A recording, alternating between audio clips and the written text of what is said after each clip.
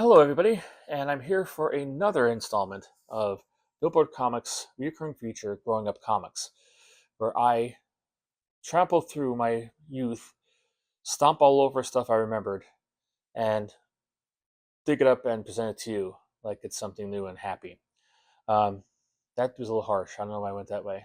I do these ahead of time. I've been making a lot today, so that might be why. Um, but however, what I'm going to talk about today is a special series that came out when I was about 14.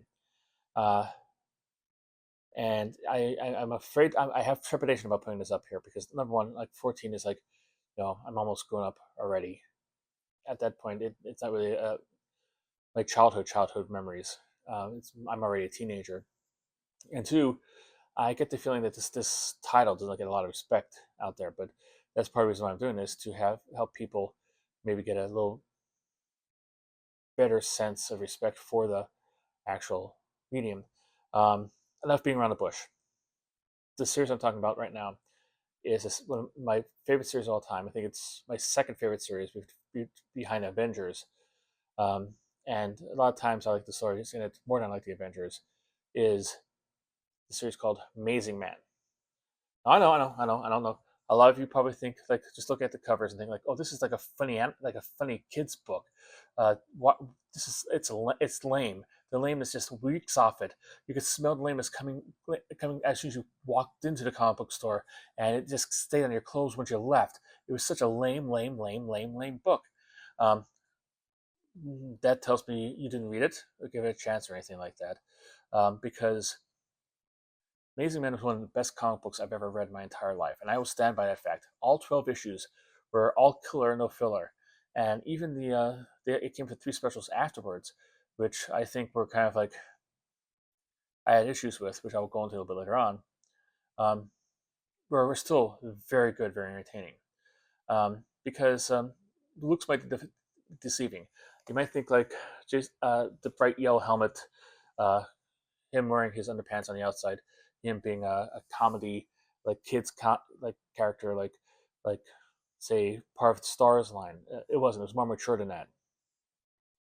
It wasn't quite as mature as some of the other stuff going on there. Like during this time, like it's the time when Dark Knight was coming out and Watchmen and stuff like this. So in comparison to that, it was a breath of fresh air, a bright summer day compared to that, because it wasn't grim nor gritty. It was light and uplifting and charming.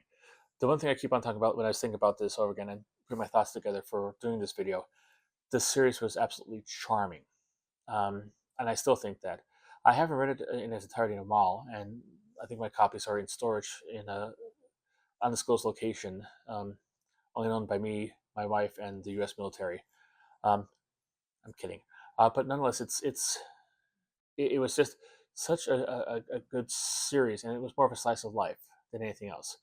Um, it started in 1986. Um, it was created by Bob Rozakis and Stephen DeStefano. Now, Stephen DeStefano would go on to work in the world of animation, and he'd work on like Batman: Brave and the Bold, Ren and Stimpy, um, uh, the Mickey Mouse cartoons that were like run during commercial breaks on Disney Channel. He had quite a successful run in animation as a writer, as a storyboard artist, as an artist, um, doing character designs, everything. So he's became a big name in the animation uh, field.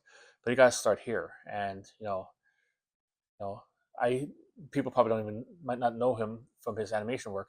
So when I say, yeah, he went on to doing animation, people are like, yeah. So, but I'm impressed by that because this is a guy who had obvious talent, and this he created when he was a young guy. Um, and and he went on to bigger, better things. Um, Basically, it's the story about this amazing man whose secret identity is Secret Horatio Hunch, the third. I believe it's the third, um, who is patrols the streets of his Queens neighborhood wearing a shiny uh, yellow helmet with an M on it, a black T-shirt, long sleeve T-shirt, and black leggings, and red and white polka dotted underwear over it. and pair of yellow boots, and I think yellow gloves too. I think he had at the time too. Um, and he was like most of the people in their part of the first issue. They go into like his like setting up the whole status quo of this and introducing all the characters. And he's treated by most of the people in the neighborhood as like the charming goof, like this guy is bad crazy. Pardon my French. Um, but he's relatively harmless. He'd go around like helping old ladies across the street, or making sure kids didn't put like little toddlers didn't put cigarette butts in their mouths, stuff like that. Very simple, very stuff like that. Uh, and neighborhoods basically either tolerated him or kind of like you know against him until the end of the first issue when one of the little kids he kept getting the stuff in there crawls in front of a truck, and if the truck doesn't see him, he's barreling down, and Amazing Man goes out in front of him and catches the guy. And this might be a spoiler for the first issue if you were going to read that. So I'm sorry. I mean, I'm going to tell you like how hard it is to get that. I'm not going to go through every single issue because I don't remember every issue. Um, but I'm going to go back there.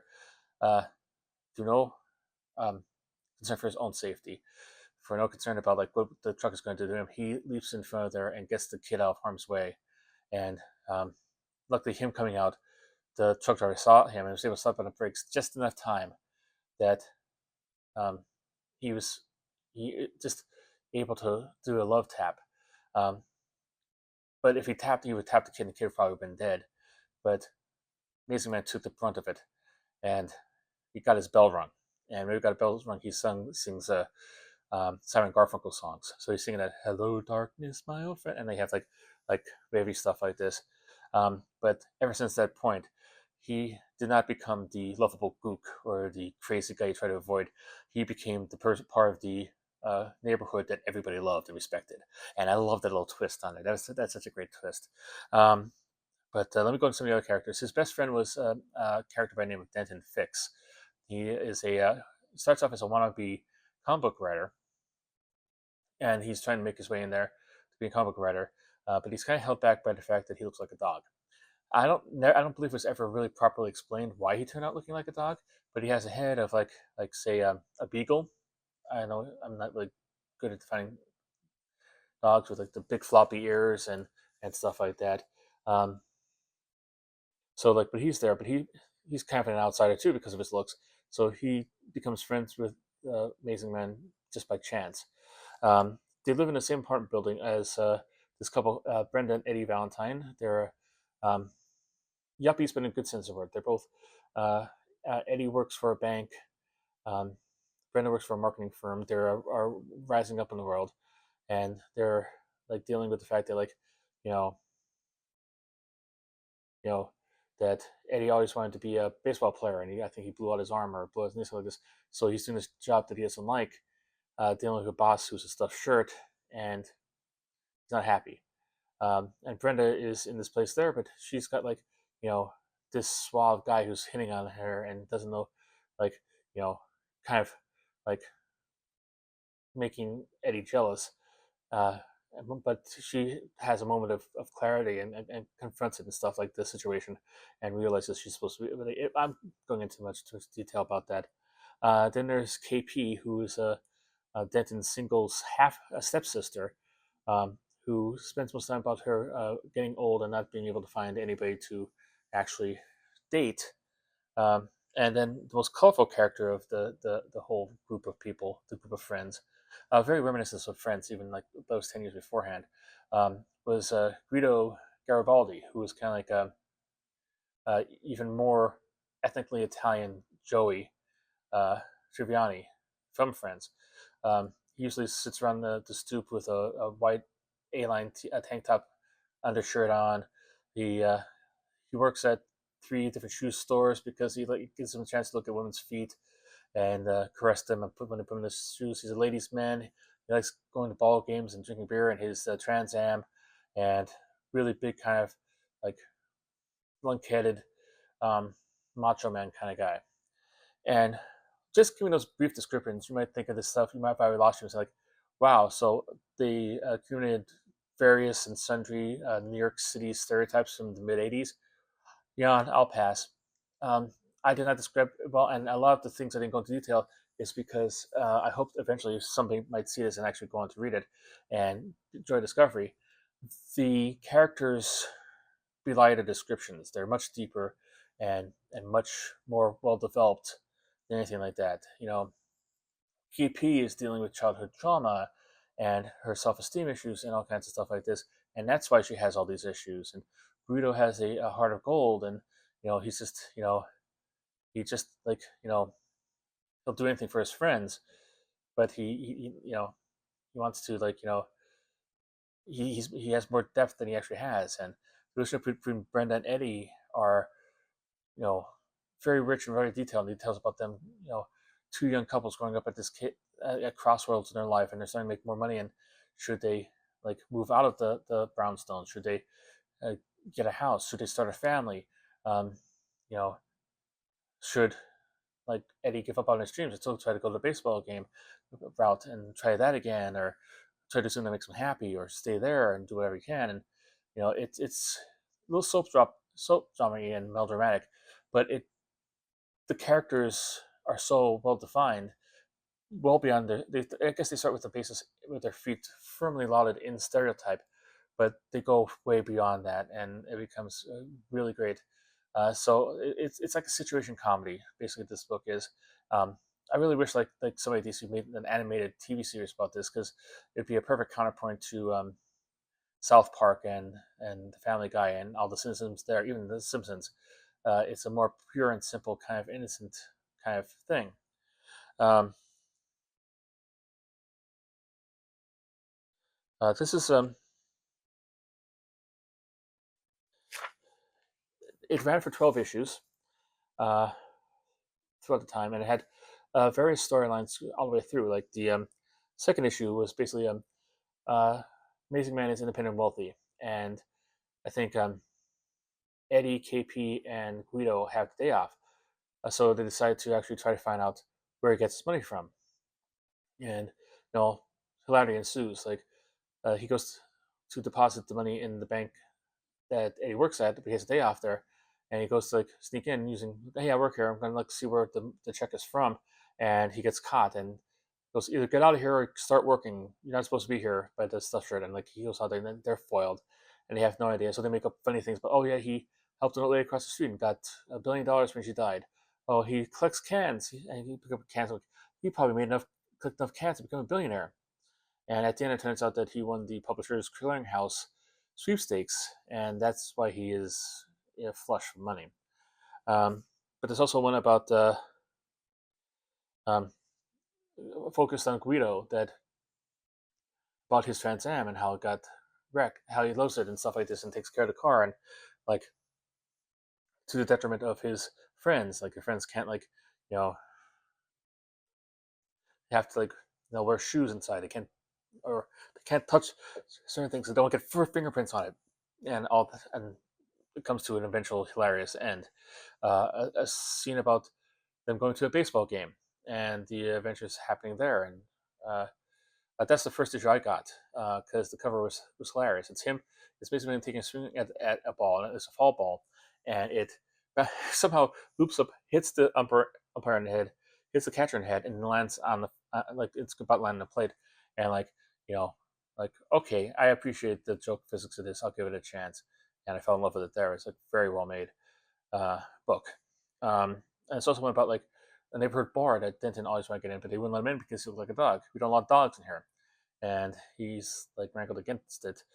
And uh, it's about Guido going in there, and he knows everybody's in there, and he has friends, but sometimes he fights with them, sometimes he doesn't. And Denton finally gets in when a bar brawl breaks out and gets waylaid by a table that was tossed in his direction.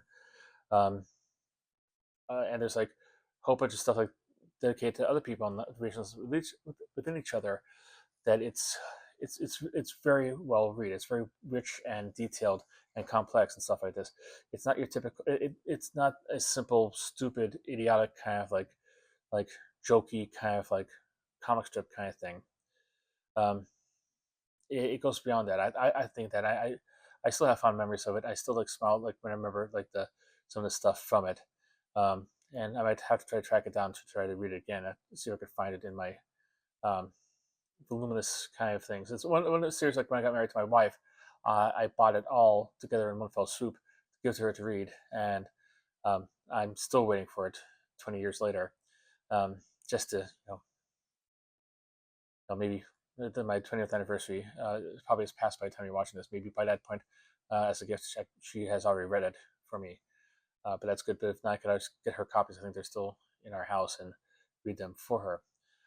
The main series only lasted for 12 issues, and the most notable thing about the 12th issue is the cover. The cover features a drawing of by Frank Miller, the Frank Miller, of the Dark Knight Rises, Dark Knight Returns, Batman and Carrie Kelly Robin, with like leaping in action with Amazing Man hanging on for dear life on the back of them, and like they're all ready to fight villains and stuff like this against a white background. Uh, Cheap, easy, really quick to do. Frank Miller probably spent as much time on that with a higher quality than he does with this entire covers that he does now, with lesser quality. But that was fun. Another thing I remember, that I guess garnered enough sales to generate 3 standalone um, specials, one in 1987, one in 1988, and one in 1990. And after those 3 specials, Amazing Man was seldom heard from again. Um, but my one thing about like reading those specials is like they had letter column in there, and one of the letters was somebody who was so ticked off that like I bought this for the Frank Miller cover, Batman cover, and he didn't appear in the thing. I got so mad, I ripped up the comic book, I threw it in the trash, and it was one of the most perfect responses to any kind of letter column statement anywhere. Well, that's sad because now you don't even have the Frank Miller cover now, do you? I always thought that was kind of like really funny. Um, and like the the specials were great; they're high quality. The other thing is like like the artwork of Steven Stefano came more, and this might have come around the time he's doing more animation for Hollywood and stuff like this. So maybe he didn't have the time to devote it to it. It became more cartoony and more sketchy. I'll try to put some examples up here of like a compare and contrast if I can.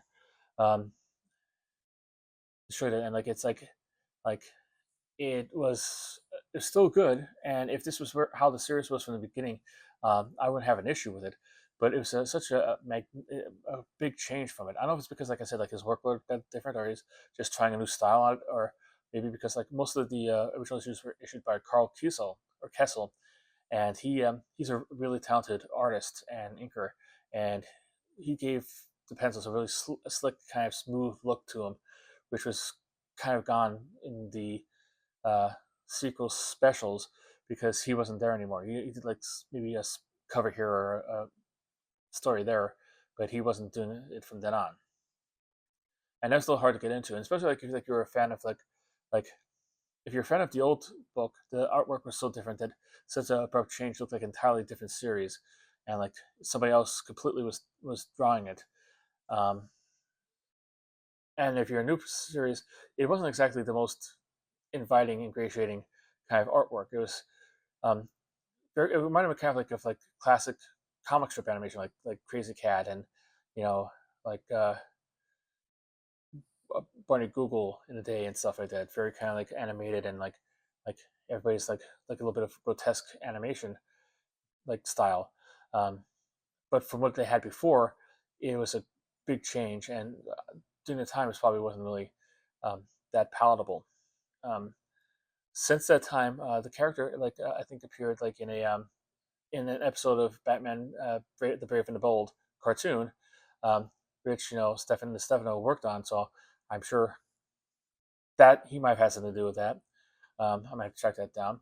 Um, he also appeared in like like the like a Justice League kind of thing, just like a Anarchy or something like that. He appeared as like one of the members there. He's like basically like you know there, and he was mentioned in like the Ambush Bug Year None series, and they make a throwaway reference to him being on death row.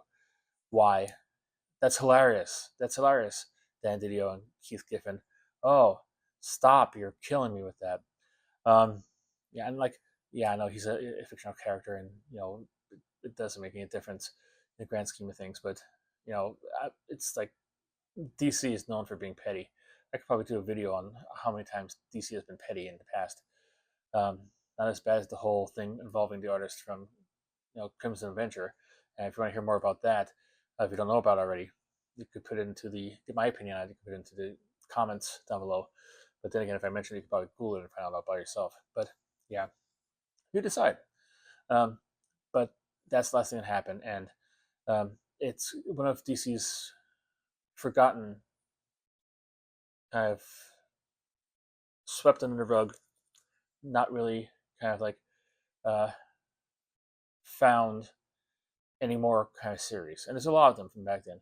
Because the one thing about like having this kind of rampant era of experimentation is that they threw a lot of things on the wall to see if they stick.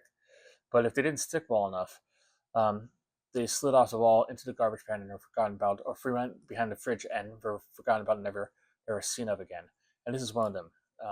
There were never any. It doesn't appear on the DC Universe Infinite series. It doesn't. There's never been a trade paperback or any kind of collection for it. It's just it has ceased to essentially exist, and that's sad for me because it's one of my favorite books. I would love to have like an actual like like trade paperback or hardcover I could actually have and read constantly without actually having to like go through the original issues every time I want to read it.